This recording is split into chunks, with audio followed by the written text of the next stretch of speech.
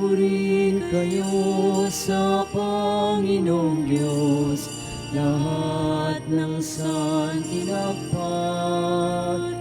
Magsiawit kayo at siya'y pagdangal magpakailanman.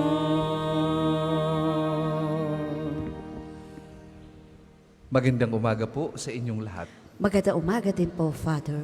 Sa atin pong pagdiriwang ng kapistahan ni Santa Agata, isang dalaga at martir, tayong lahat ay hihingi ng kanyang pamamagitan upang tayo ay maging katulad niya sa ating pagiging binyagan. Ating ipagdadasal at espesyal nating ipagdadasal ang lahat ng mga nanghihina na ang pananampalataya at nawawala ng pag-asa. Ang mga may sakit, ang mga nanghihina ang loob para ipagpatuloy ang kanilang buhay, at ang lahat ng mga sumusubaybay sa atin sa pamamagitan ng ating FB Live. Ganon din po kayong lahat na nagpa-intensyon sa ating banal na misa at kayong lahat naririto physically. Simulan natin ang pagdiriwang sa ngalan ng Ama at ng Anak at ng Espiritu Santo. Amen. Sumainyo ang Panginoon. At sumaiyo rin. Mga kapatid, atin munang pagsisihan ang ating mga nagawang kasalanan. Humingi tayo ng awa at patawad sa Diyos sa lahat ng mga ito.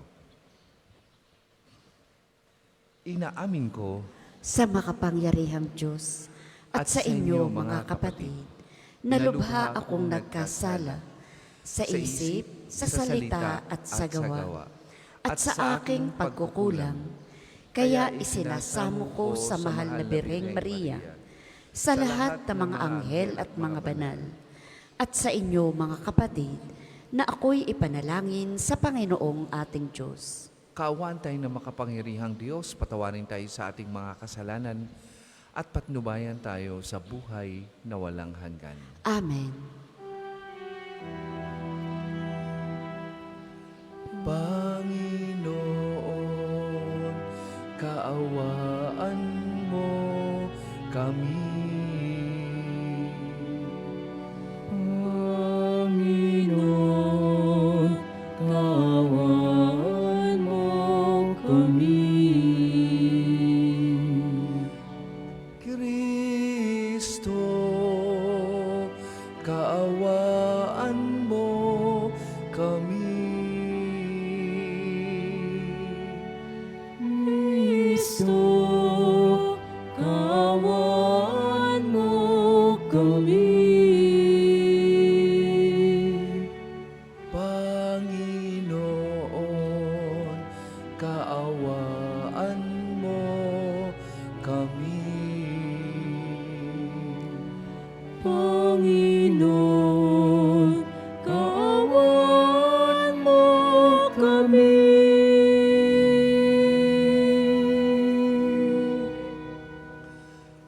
Manalangin tayo.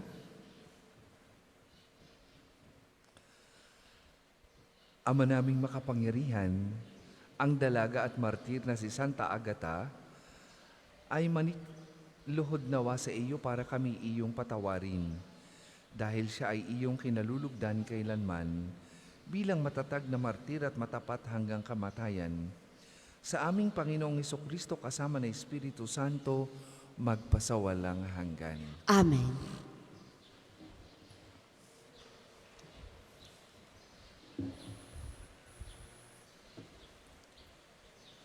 Pagbasa mula sa unang aklat ng mga hari. Noong mga araw na iyon, ang matatanda ng Israel at mga puno ng angkan ay ipinatawag ni Solomon sa Jerusalem upang kunin ang kaban ng tipan sa Sion, ang kuta ni David.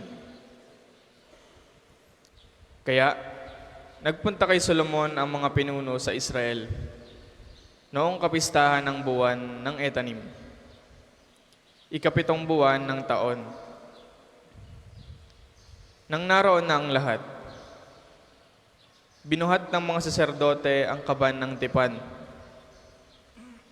Tinulungan sila ng mga Levita sa pagdadala ng tolda at mga kagamitang naroroon. Hindi mabilang ang mga baka at tupang inihandog ni Solomon at ng buong Israel sa harap ng kaban ng tipan. Pagkatapos, ipinasok ng mga saserdote ang kaban ng tipan sa dakong kabanal-banalan at inilagay sa ilalim ng mga pakpak ng kerubin. Nakabuka ang pakpak ng mga kerubin, kaya't nalulukuban ng mga iyon ang kaban ng tipan at mga pasanin nito. Walang ibang laman ng kaban, kundi ang mga tablang bato na kinasusulatan ng tipan ng Panginoon sa bayan ng Israel. Ang mga tablang bato ay nilagay roon ni Moises nang sila'y nasa Horeb, matapos silang ilabas sa lupain ng Ehipto. Pagkalabas ng mga saserdote, ang templo'y napuno ng ulap. Ano pat hindi sila makapagpatuloy ng gawain sa loob. Ang templo'y napuno ng kagilagilalas na kaningningan ng Panginoon. Kaya nga't sinabi ni Solomon, O Panginoon, kayo ang naglagay ng araw sa langit, ngunit minabuti ninyong manirahan sa makapal na ulap. Ipinagtayo ko kayo ng isang magarang templo, isang bahay na titirhan ninyo habang panahon. Ang salita ng Diyos. Salamat sa Diyos. Ang tugon po sa Salmo, Poong makapangyarihan, kami iyong panahanan. Poong makapangyarihan, kami inyong panahanan. Aming nabalita na nasa Bethlehem ang kaban ng tipan. Sa bukid ng Jaar, namin nasumpungan. Ang aming sinabi, ang templo ng Poon ay puntahan natin. Sa harap ng trono, siya ay sambahin. Poong makapangyarihan, kami iyong panahanan. Sa iyong tahanan, Poon, pumasok ka kasama ang kaban, ang kabang sagisag ng kapangyarihan. Ang mga saserdote, bayaang maghayag ng iyong pagliligtas. Ang mga hinirang sumigaw sa galak. Sa lingkod mong si David, may pangako ikaw, Panginoon namin, ang piniling hari ay huwag mong itakwil. Poong makapangyarihan, kami iyong panahanan. Magsitayo po ang lahat.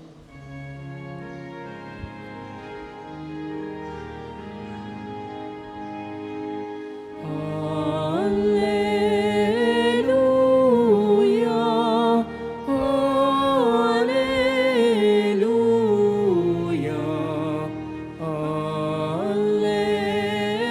alleluia,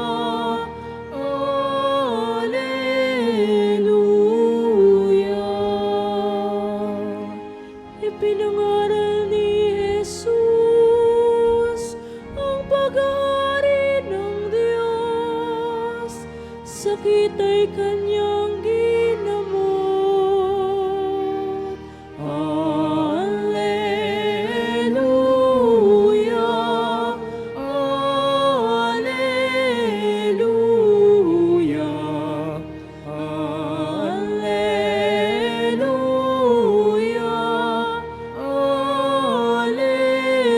alleluia. Sumainyo ang Panginoon. At sumaiyo rin. Ang mabuting balita ng Panginoon ayon kay San Marcos. Papuri sa iyo, Panginoon. Noong panahong yun, sina Jesus at ang kanyang mga alagad ay tumawid ng lawa at pagdating sa Genesaret ay isinadsad nila ang bangka. Paglunsad nila, nakilala siya agad ng mga tao kaya't nagmamadaling nilibot ng mga ito ang mga puok sa paligid at ang mga may sakit na nakaratay na sa higaan at dinala nila kay Jesus, saan man nila mabalita ang naroon siya. At saan man siya dumating, maging sa nayon, lungsod o kabukiran, ay dinadala sa liwasan ng mga may sakit at isinasamo sa kanya na pahipuin sila kahit man lang sa palawit ng kanyang kasuotan. At lahat ng makahipo nito ay gumagaling. Mga kapatid, ang mabuting balita ng Panginoon. Pinupuri ka namin, Panginoong Hesukristo.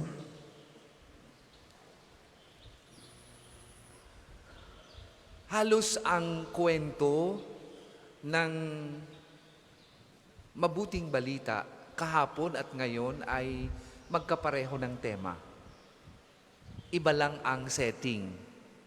At yun po ay tungkol sa paghahanap ng tao kay Jesus dahil meron silang pakay. Ang pakay ay sila ay may sakit at nais nilang gumaling. Kahapon, we heard about the story of pagpapagaling ng ating Panginoong Jesus sa mga may sakit din. Ang ilan dyan ay yung babaeng dinudugo, yung biyanan ni Simon Pedro, at yung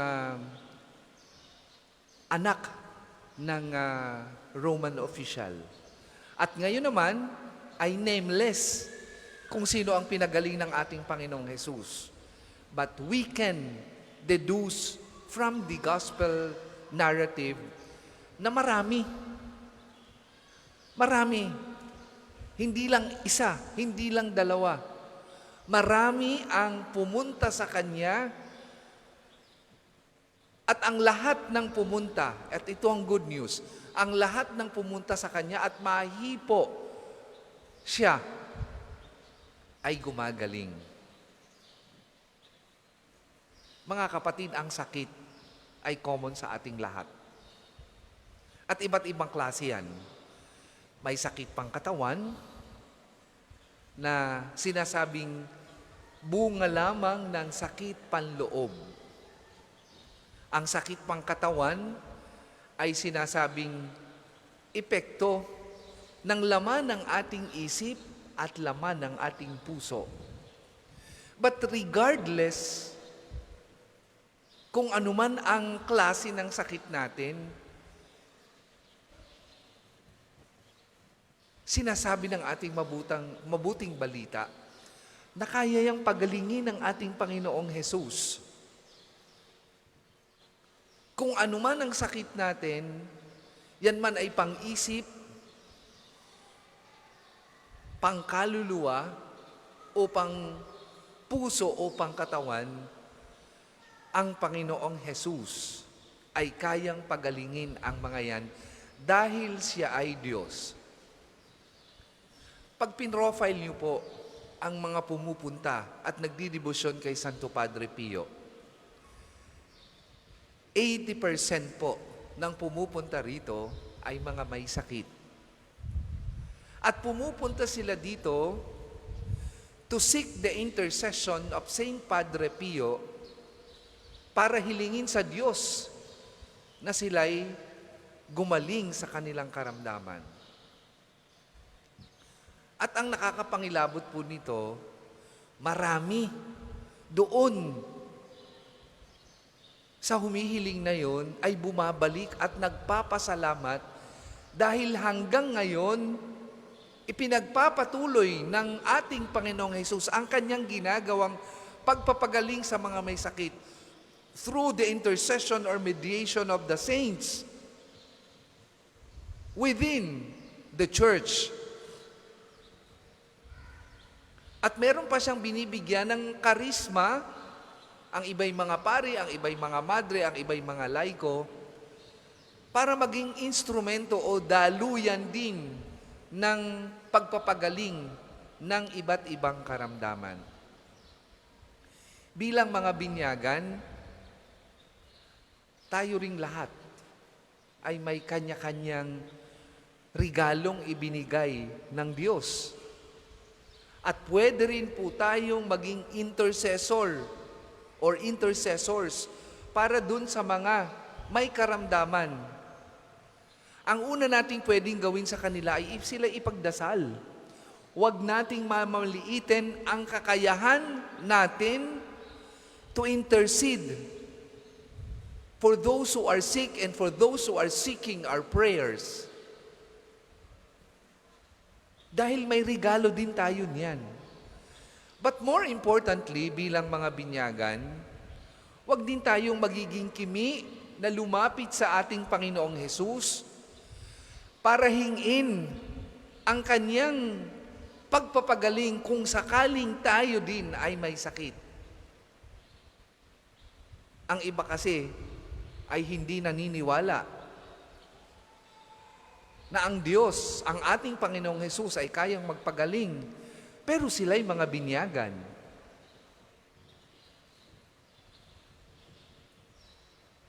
Ang iba kasi, hindi rin naniniwala sa intercession ng prayer ng iba para gumaling. Pero sila'y mga baptized. Ngayong umagang ito, mga kapatid, at ipinapaalala sa atin ng ating binyag sa pamamagitan ng ating mabuting balita ang tatlong bagay. Number 1, ang Panginoong Hesus ay kayang magpagaling ng anuman nating karamdaman. Ikalawa, pwede tayong maging intercessor ng iba para maging daluyan tayo ng biyaya ng pagpapagaling.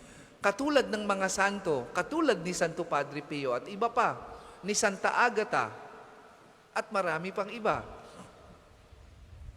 At ikatlo, matapos tayong pagalingin o matapos tayong maging daluyan ng pagpapagaling ng iba, huwag nating kakalimutang magpahayag o mag-testify sa kabutihan ng Diyos na ginawa sa ating buhay bilang pagtanaw ng utang na loob sa kanyang kabutihan sa ating buhay. Ang iba pag napagaling, hindi na bumabalik, hindi na nagpapasalamat, nakakalimutan na ang Diyos. Parang yung mga kitongin na pinagaling ng ating Panginoong Hesus, ang bumalik lamang ay isa. Sa dami ng kanyang pinagaling, nakakalimutan na magpasalamat sa biyaya ng Diyos. Ngayong umagang ito, yan po ang tatlong paalala sa atin. Kaya tayong pagalingin ng ating Panginoong Hesus, anumang karamdaman meron tayo. Pwede tayong maging intercessors dahil tayo ay binyagan para gumaling din ng iba. At huwag tayong makalimutang magpasalamat or be grateful. At mag-testify tayo sa kabutihan ng Diyos sa ating buhay dahil gawain natin yan bilang Kristiyano. Para po sa mga maghahandog ng sobre, pakihulog na lamang po sa buslo.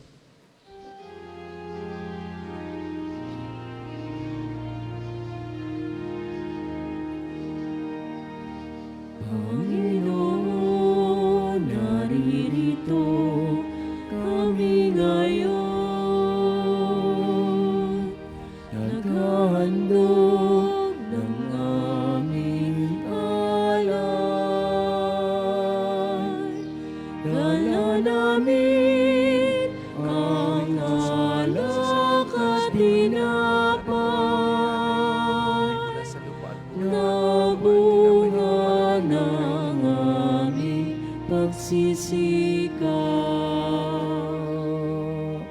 Panginoon, naririto kami ngayon. Huwag ng aming alay,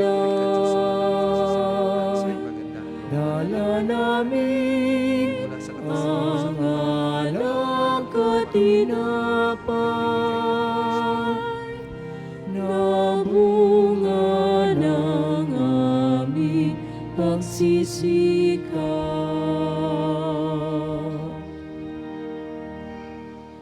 Magsitayo po ang lahat. Manalangin kayo mga kapatid upang ang paghahain natin ay kalugdan ng Diyos amang makapangyarihan. Tanggapin nawa ng Panginoon itong paghahain sa iyong mga kamay, sa kapurihan niya at karangalan sa ating kapakinabangan at sa buong sambayanan niyang banal. Ama naming lumikha,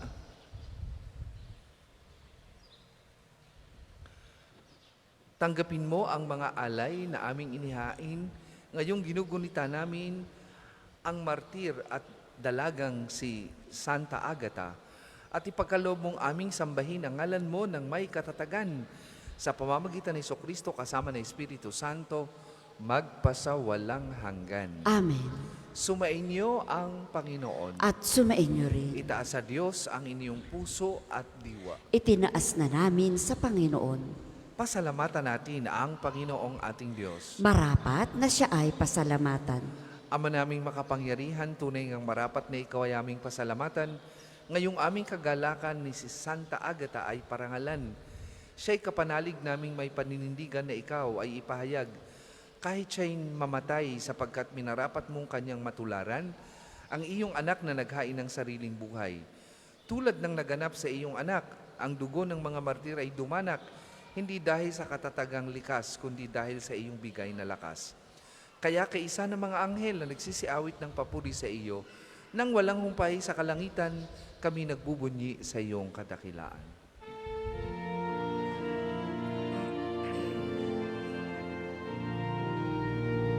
Santo, Santo, Santo, Panginoong Diyos ng mga hukbo, napupuno ang langit at lupa ng kadakilan mo. Hosana, Hosana sa kaitaasan. Pinagpalang na paririto sa ngalan ng Panginoon. Hosana, Hosana sa kaitaasan.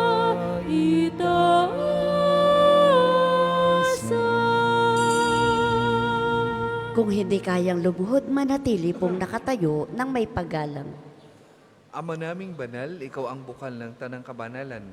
Kaya't sa pamamagitan ng iyong Espiritu gawin mong banal ang mga kaloob na ito, upang para sa aming maging katawan at dugo ng aming Panginoong Hesukristo. Bago niya pinagtiis ang pusang loob na maging handog, hinawakan niyang tinapay, pinasalamatan kanya, pinaghati-hati niya yun, iniabot sa kanyang mga alagad at sinabi, tanggapin ninyong lahat ito at kanin, ito ang aking katawan na ihahandog para sa inyo.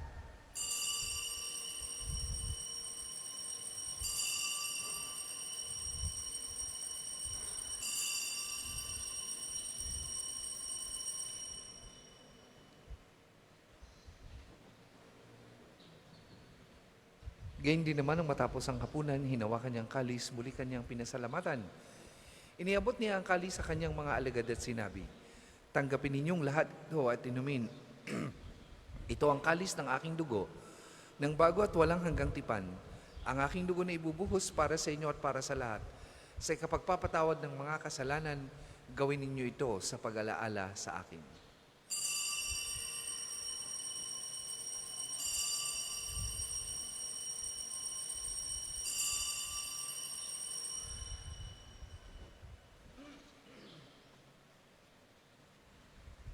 Ipagbunyi natin ang misteryo ng pananampalataya.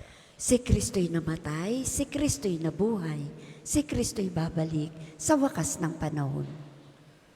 Ama, ginagawa namin ngayon ang pag-alaala sa pagkamatay at muling pagkabuhay ng iyong anak. Kaya tiniaalay namin sa iyong tinapay na nagbibigay buhay at ang kalis na nagkakaloob ng kaligtasan. Kami nagpapasalamat dahil kami iyong minarapat na tumayo sa harap mo para maglingkod sa iyo. Sinasamo namin kami magsasalo-salo sa katawan at dugo ni Kristo ay mabuklod sa pagkakaisa sa pamagitan ng Espiritu Santo. Ama, lingapin mo yung simbahang laganap sa buong daigdig. Puspusin mo kami sa pag-ibig kay San Francisco na aming Papa at ni Gilbert na aming Obispo at ng Tanang Kaparian. Alalahanin mo rin ang mga kapatid naming nahimlay nang may pag-asang sila'y muling mabubuhay gayon din ang lahat ng mga pumanaw. Kawaan mo sila at patuloyin sa iyong kaliwanagan. Kawaan mo at pagindapatin kaming lahat na makasalo sa iyong buhay na walang wakas. Kaisa ng mahal na Birheng Maria na ina ng Diyos, ni San Jose na kanyang kalinis-linisang esposo, kaisa ng mga apostol at ng lahat ng mga banal na namuhay dito sa daigdig ng kaligud-lugod sa iyo. May pagdiwang nawa namin ang pagpupuri sa ikararangal mo sa magitan ng iyong anak na aming Panginoong Heso Kristo. Sa pamamagitan ni Kristo kasama niya at sa Kanya, ang lahat ng parangal at papuri ay sa iyo. Diyos amang makapangyarihan, kasama ng Espiritu Santo, magpasawalang hanggan. Amen. Amen. Amen.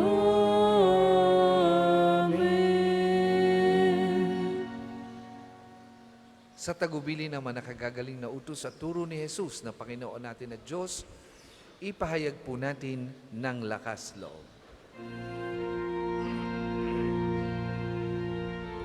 Ama namin, sumasalangit ka, sambahin ang ngalan mo, mapasamin ang kaharian mo, sundin ang loob mo dito sa lupa para nang sa langit.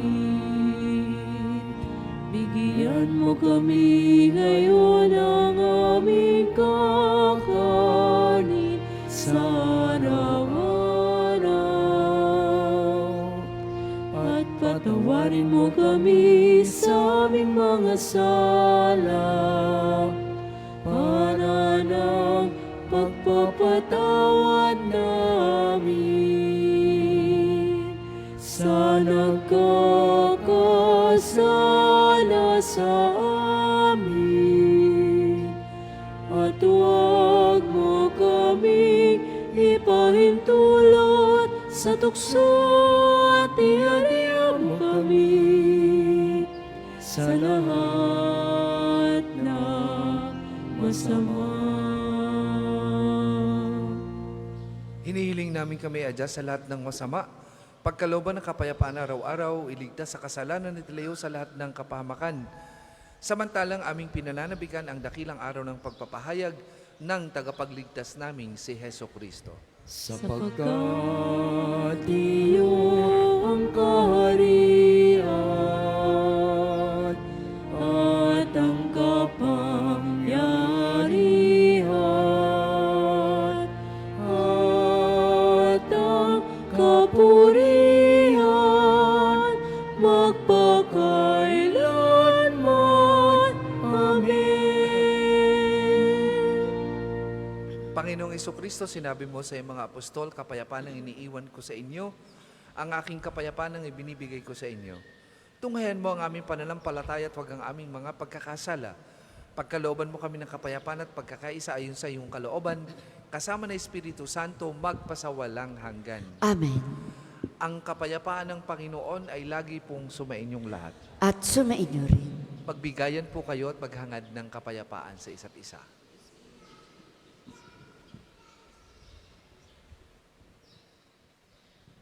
Kordero ng Diyos na nag-aalis ng mga kasalanan ng sanlibutan, maawa ka sa amin. Kordero ng Diyos na nag-aalis ng mga kasalanan ng sanlibutan, maawa ka sa amin. Kordero ng Diyos na nag-aalis ng mga kasalanan ng sanlibutan, ipagkaloob mo sa amin ang kapayapaan. Kung hindi po kayang lumuhod, ay manatili pong nakatayo ng may paggalang.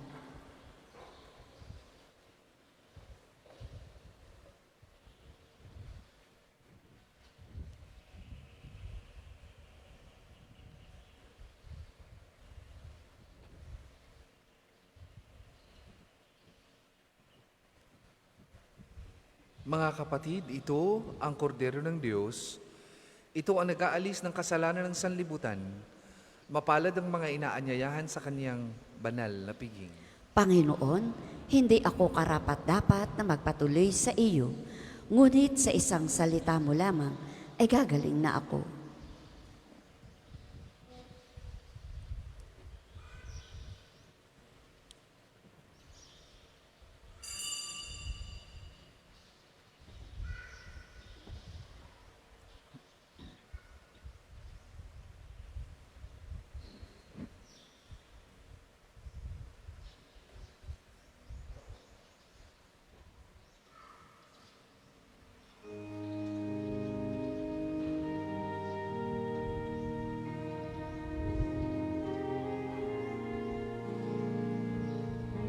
Jesus,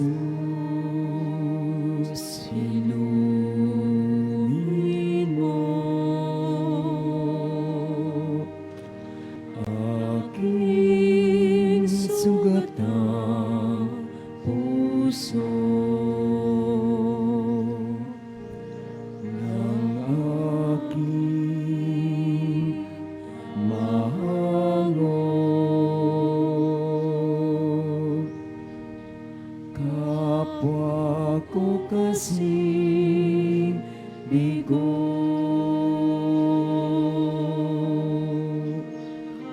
apis at pai, iyong matamisin at hagkan ang sakit, ang magninasang rikit. O Jesus, inumin mo aking sugatang puso ng aking mahango. Kapwa ko kasing bigo. Ang second collection po ay ginagamit sa patuloy na pagpapaunlad ng parokya at pambansang dambana ni Santo Padre Pio at para po sa mga pangangailangan ng matatanda at may sakit na pari ng Archdiocese ng Lipa. Salamat po sa inyong handog. O Jesus, inumin mo aking sugatang puso ng aking mahango. Kapwa ko kasing bigo.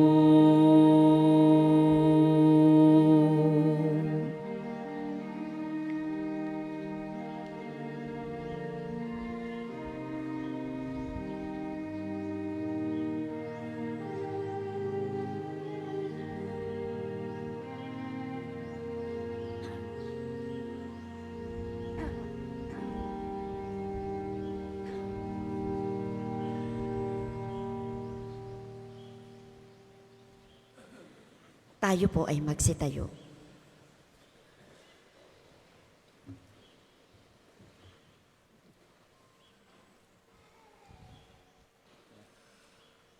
Manalangin tayo.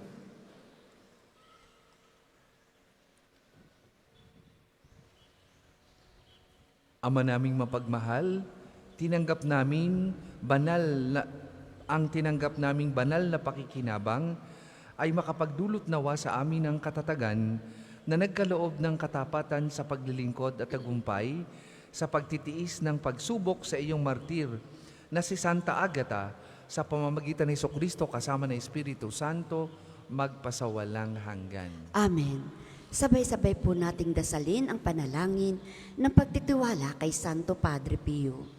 Padre Pio, taga Petralcina, mongheng banal, pintakasing santo ng milenyong kasalukuyan, gabay namin sa pagtahak sa landasing makalangit, takbuhan sa pangangailangan, huwaran ng pagtitiis. Sa iyo namin inilalapit aming mga kagipitan. Sa iyo po ibinibilin kalusugan at kabuhayan.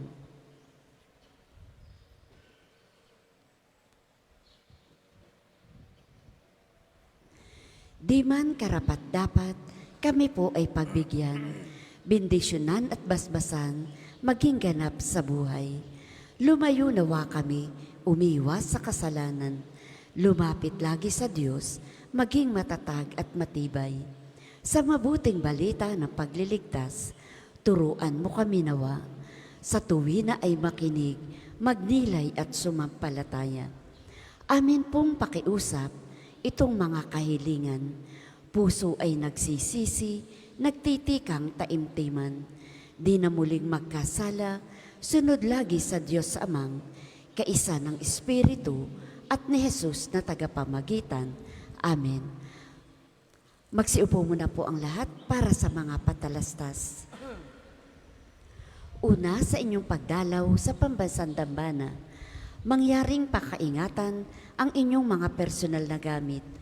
Hangad namin ang isang matiwasay at maayos na pagbisita sa National Shrine. Ikalawa, mga kapiyo, kami po ay humihingi na inyong kaunting oras at pakikiisa para sa pagsusulat ng inyong mga pangalan at ilang detalye sa ating Pilgrim's Information Record Books na makikita sa paligid ng ating mga simbahan. Ito po ay bahagi ng documentation program para sa pagpapalawig ng mga datos at turismong pangsimbahan at bilang alaala din po ng inyong pagbisita sa pambansang dambana. Para po sa ating mga balikbayan, OFW at mga kasama ninyong mga foreigners, doon po kayo magsusulat sa International Pilgrim's Record Book. Gagabayan po kayo ng ating mga tagapaglingkod. Ay simula na ng panahon ng Kwaresma. Mangyari pong pakidala ng inyong mga lumang palaspas dito sa simbahan at ating susunugin upang gamitin sa Miyerkules ng Abo. Ang susunod pong misa ay sa ganap na 10:00 ng umaga. Maraming salamat po at mangyaring panatilihin natin ang kalinisan, katahimikan at diwa ng pananalangin sa loob at labas ng ating mga simbahan.